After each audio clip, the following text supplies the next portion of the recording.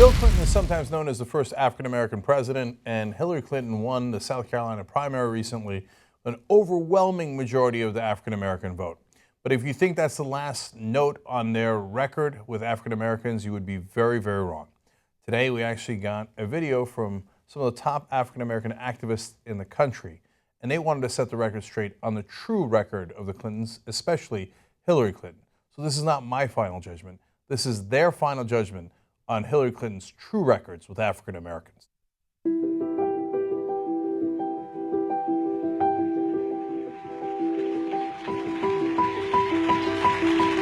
We have to demonstrate a sustained commitment to building opportunity, creating prosperity, and righting wrongs, not just every 2 or 4 years, not just when the cameras are on and people are watching, but every single day.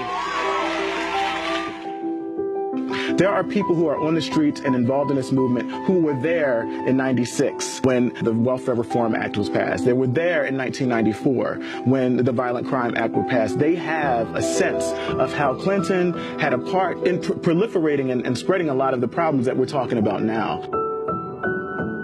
It's a very well thought out crime bill that is both smart and tough.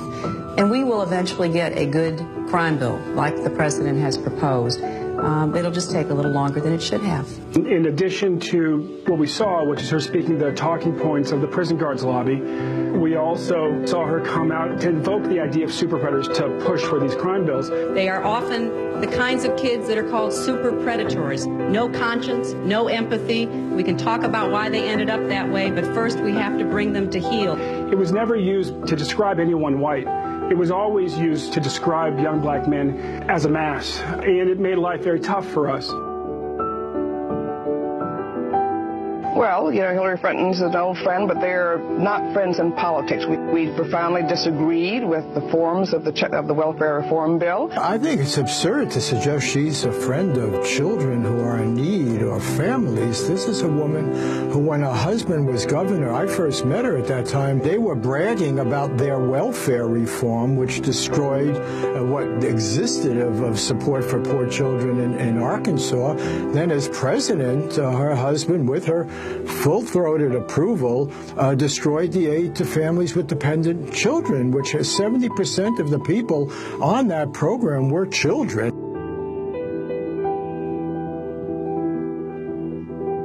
Senator Obama's support among hardworking Americans, white Americans, is weakening again. Hardworking white Americans. I mean, Hillary Clinton flat out said it. Her electability argument boils down, in effect, to working class white Americans are not ready to vote for a black American president. Yeah, it was fairly shocking. I suppose at this rate, by the time we get to Kentucky, it'll be segregation now, segregation forever. It happened again last week when this photo of Obama was featured prominently on the internet and attributed to people in the Clinton campaign. You don't believe that Senator Obama's a Muslim? Of course not. I mean, that's, that there is no basis for that. I take him on the basis of what he says, and, there isn't any reason to doubt that. You said you take Senator Obama at his word that he's not a Muslim. You don't believe that he's a Muslim? No, why would I? There is nothing to base that on, as far as I know. As leaders, we have a choice who we associate with and who we apparently give some kind of seal of approval to.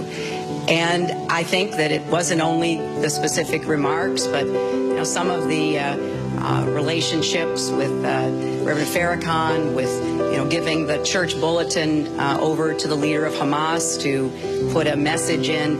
These are problems, and they raise questions in people's minds.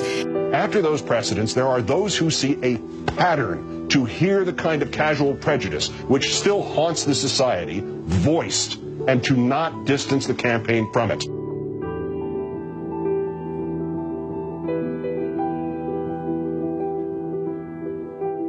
Okay, we know Black Lives Matter. We need to keep saying it so that people accept it. What do we do next? Protesters filled the streets of Chicago today, rejecting Mayor Rahm Emanuel's apology for the fatal police shooting of 17-year-old Laquan McDonald. This video and that death of Laquan McDonald happened before the election. What he did was cover up that information to conveniently be elected for mayor. I don't understand, looking at the evidence that we now know is public, how any person, particularly a presidential candidate, could stand behind someone like Rahm Emanuel. So here's what I ask of you. Hold me accountable. Hold every candidate accountable. What we say matters, but what we do matters more. Bill toward common sense gun reform, criminal justice reform, and all the like. So I think we've got a very, I think we've got somebody saying here, we have to bring them apologize for mass incarceration. Okay, we'll talk I'm about not a super predator, Hillary Clinton. Okay, fine. Yeah, you want to hear the facts, you just want to talk. You know what? Nobody's ever asked me before. You're the first person to ask me, and I'm happy to address it, but you are the first person to ask me here. Okay, back to the issue. Yes. Thank you.